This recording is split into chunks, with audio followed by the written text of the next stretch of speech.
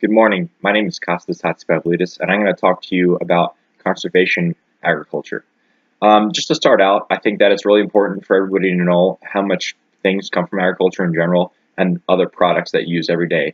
Toothpaste, the tires that you use to drive in your car, and things like that. They all come from agricultural products in general, corn and soybeans and things like that. So just to address that issue, I'd like to reveal the importance that agriculture can bring to us as people in general and communities.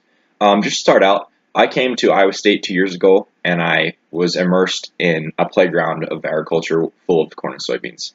I am an agronomy major, so it's my main focus on corn and soybeans in general, and ag business too, dealing with farmers and getting them the best economic deal they can with their farming operation. So it means a lot to me talking about this subject. And just being out there and seeing that conservation practices hands-on really has touched me and shown that agriculture is moving in the right direction in terms of doing things for the better of the social people. Just the things to talk about, soil erosion is a huge issue that Iowa has in general.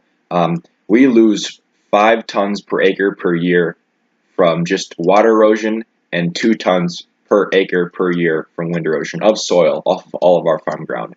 And you're talking about 33 million acres of farm ground that is used in Iowa for the most part. 33 million acres. So that's a lot of soil we're losing.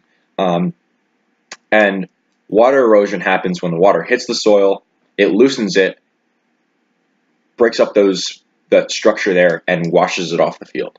It's very, very hard when we get thunderstorms that just pound the soil and loosens it up, and it just runs right off. And wind erosion has the same effect when it sweeps by. The wind is blowing, sweeping by. Everyone knows Iowa has those crazy strong winds. It kind of lifts up the soil and creates turbulence.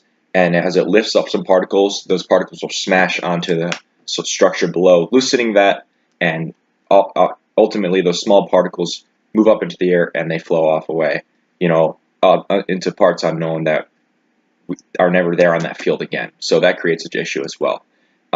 Moving into what things farmers can do to prevent these. A lot of farmers have buffer strips on their ground.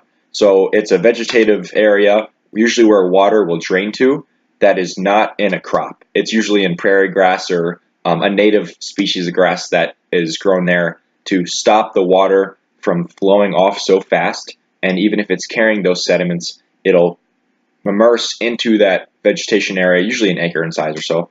And so it kind of creates a roadblock and kind of like a fence per se, so the water doesn't run off and the soil carrying it isn't gone into parts that we don't want the soil and nutrients to be.